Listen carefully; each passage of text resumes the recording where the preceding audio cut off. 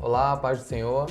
Estamos aqui mais uma vez reunidos para fazer o nosso podcast. A gente tem conversado, trazido temas relevantes para a missão, para mobilização missionária, para todos aqueles que querem conhecer mais, se envolver mais com a obra missionária. E hoje a gente queria falar um pouco sobre estratégias missionárias, sobre métodos que são usados e se esses métodos eles podem ser usados em qualquer lugar, né? Se as estratégias missionárias elas têm a sua eficácia em qualquer campo, em qualquer terreno da missão. O pastor Alex aqui, diretor da nossa base, queria falar um pouco sobre isso. Hoje, Alex, os métodos que nós usamos, por exemplo, em uma grande metrópole, em um grande centro urbano, ele pode ser eficaz em qualquer lugar da face da terra? Como é que é isso aí? É complicado, né? Tem pessoas que se evangelizam com mate na mão. Sim. Outros evangelizam com café. A gente está com café hoje, né? Eu falo isso, mas os métodos são diferentes, né? O evangelho, né, é o mesmo. Né? O evangelho não muda, ele é o mesmo, deve ser pregado. Os princípios do evangelho devem ser os mesmos, deve ser pregado como é. Agora, a forma que isso é feito sempre é diferente, né? A gente não pode, dentro do Brasil, do contexto do Brasil, um exemplo, a G1000 está em Petrópolis e hoje eu pastorei em Petrópolis. O petropolitano é totalmente diferente do carioca. Né? Eu sou cria de Campo Grande, né? Como diz a galera, eu sou de Campo Grande, no Rio de Janeiro, que na verdade são uma mistura, né? Eu sou de Guaratiba, de Pedra de Guaratiba, que fui morar em Campo Grande e na época o entendimento era que Guaratiba também era Campo Grande, aquela coisa toda. E fui criado ali. Cara, parece que são dois povos diferentes. Né? O carioca com o petropolitano. E sou casado com uma campista, lá de Santa Maria de Campos, que é a Michele. O pessoal de Santa Maria, cara, é totalmente diferente do pessoal de Petrópolis e do pessoal do Rio. Então o evangelho deve ser pregado em todos esses lugares. Agora, a forma que eu contextualizo essa mensagem, como eu digo essa verdade, como eu coloco isso, a melhor forma deve ser aprendida, deve ser pesquisada e ser colocada isso. Então não tem como usar os métodos que a gente usa no campo missionário, entre os povos muçulmanos, entre os argentinos, os bolivianos, colombianos, ser a mesma forma de usar em qualquer parte, em qualquer lugar. Se no Brasil, se no Rio de Janeiro existe essa diferença, imagina em nacionalidades diferentes ou em etnias, né? Um exemplo, no Brasil, os indígenas. Imagina você chegar lá e querer fazer da mesma forma que você faz no centro do Rio de Janeiro, exemplo, que já é um lugar boêmio, universitário, o pessoal que mora ali já tem uma cultura da noite, é totalmente diferente, até da própria Zona Oeste do Rio de Janeiro.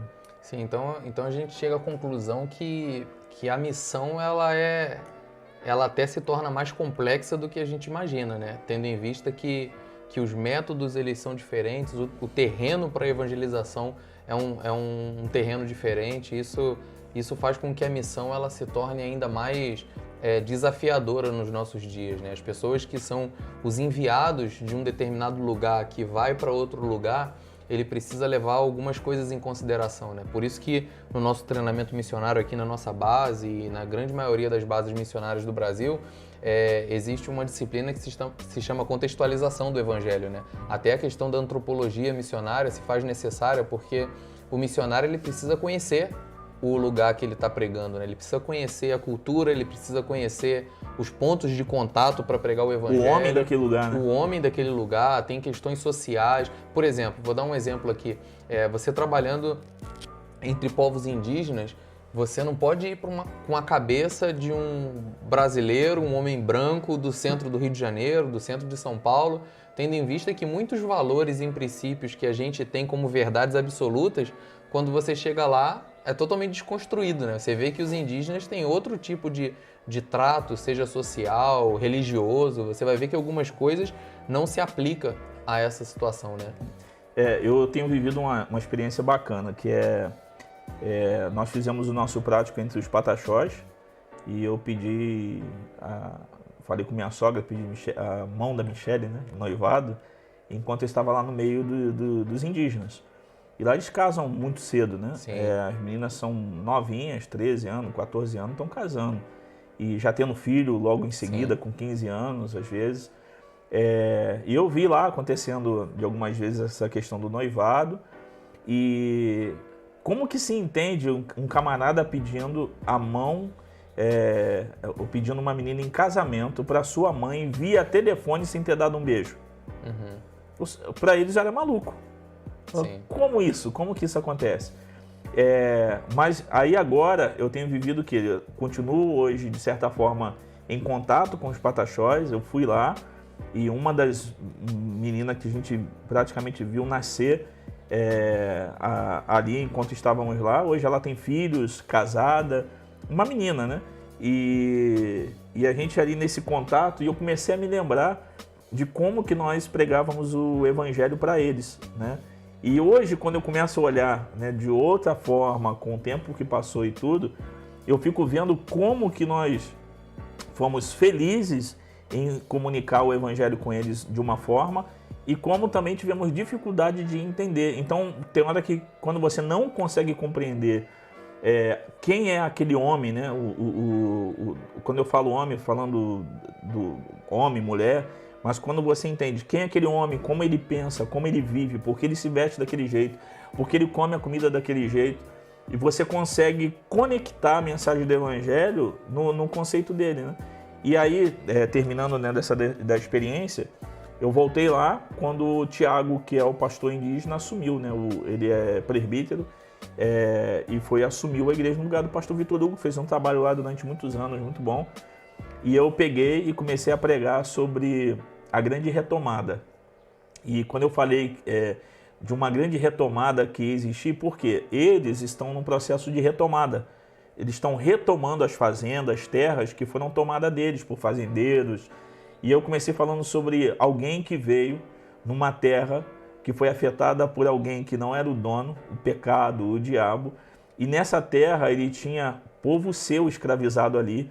E nessa retomada ele vem dando posse da terra aos homens que perderam, que foram expulsos do seu jardim, né? E Cristo ele vem para nos dar o jardim de volta, ele retoma esse direito para nós e nos leva de volta para nossa... Eu comecei falando sobre Israel, de volta à terra, de reconquistar, de tomar dos inimigos, e fui falando, e aquele monte de indígenas que estavam ali, tinha um grupo muito grande, havia silêncio, cara, porque eu estava pregando no contexto deles. Eles viviam aquilo. E quando eu virei e falei que Cristo era aquele que veio retomar a terra de onde todos os homens que tiverem ele no coração vão morar, assim, foi algo extraordinário que aconteceu. Mas a maioria que não me conheciam devia estar pensando assim, como que esse cara sabe de tanta coisa da gente?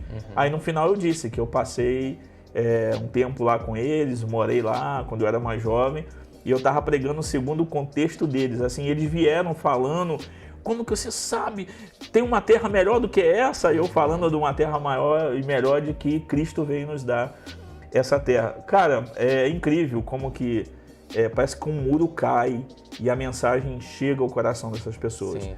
Então não adianta a gente querer usar um método usado, um exemplo entre os Pataxós, Ticunas, em Buenos Aires ou Formosa, entre os muçulmanos, e querer aplicar isso no Rio de Janeiro ou em São Paulo não é a mesma coisa. Acabei falando demais. E como você citou aqui no comecinho da nossa conversa, até dentro de um próprio estado, né? Você não precisa nem transpor barreiras culturais assim tão grandes como nacionais, você ir para outra nação, mas dentro de um próprio estado, como o Rio de Janeiro, você consegue identificar que o petropolitano é de um jeito, que o carioca é de outro jeito, que o campista é de outro jeito. E se a gente for passeando pelos estados, você vai ver que o pessoal do sul é de um jeito, o nordestino é de outro jeito, o pessoal do norte é de outro jeito. E se faz necessário esse conhecimento da cultura para contextualizar o evangelho e aplicar o evangelho de forma contextual para que eles possa fazer sentido para eles, né?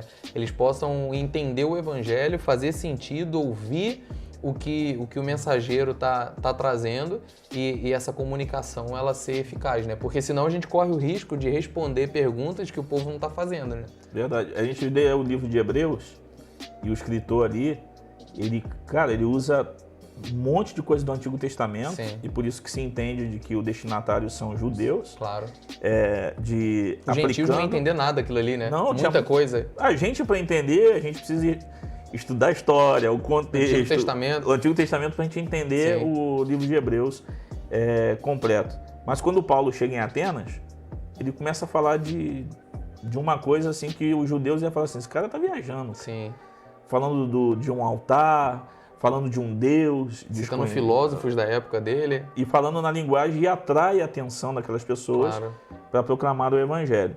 Então, se os escritores bíblicos, né, tinham esse cuidado, a gente, quando vai ler Coríntios, quando nós vamos ler as cartas, as epístolas, a gente vai ver que ele está falando a linguagem do povo. Claro. Do lugar. Essa carta está sendo direcionada. E eu acho que, respondendo a essa pergunta, né, não tem como usar os métodos que se usam no campo missionário ou numa antiga igreja onde eu estava, em outra igreja. Uhum. São contextos diferentes. A gente não está eliminando aqui a ação do Espírito Santo. A gente está no mês do Ramadã e eu vejo vídeos de pessoas que estão lá e colocando vídeo que ganharam não sei quantos mil muçulmanos para Jesus e no final da tarde, aquela coisa toda, e falando em inglês, nem árabe, nem nada, eu fico muito preocupado com isso. Não estou tirando de que o Espírito possa fazer isso. Eu creio que Deus pode fazer isso. Mas a gente precisa ter muito cuidado, porque a gente pode incentivar também outras pessoas a fazerem isso. Uhum. E perderem o pescoço. E tem, né, casos de gente que vai nessa doideira às vezes. Sim. E chega lá e ficam presos. E depois dão dor de cabeça. Pensando que é fácil, né, que é simples fazer isso. Então, gente, nossa mensagem para vocês nesse vídeo é essa. A gente entende que a missão tem muitas possibilidades dentro da missão, né? E a gente precisa entender em que você quer trabalhar, aonde você quer servir na missão, seja trabalhando com seu trabalho, sua formação, seja na área de saúde, com esportes, talvez você quer trabalhar com plantação de igreja, evangelização de crianças, seja a área que for, você precisa se especializar nisso, você precisa buscar ferramentas para isso, você precisa se capacitar para isso, porque talvez nem tudo serve para todos os lugares, né? Essa é a nossa orientação, nossa palavra para você nesse podcast, nesse vídeo. Acesse nossas plataformas, nossas redes sociais. Para a gente é um grande privilégio ter vocês ouvindo o que a gente tem para ministrar de conteúdo. Pastor Alex, suas considerações? Não se esqueça de se inscrever e compartilhar. Manda para alguém aí para poder estar ouvindo e estar aprendendo. E se você tem alguma sugestão, coloca pra gente aí nos comentários, coloca pra gente nas mensagens. Você pode fazer isso, se você procurar aí, você que está ouvindo o podcast, tem uma opção de você mandar uma mensagem.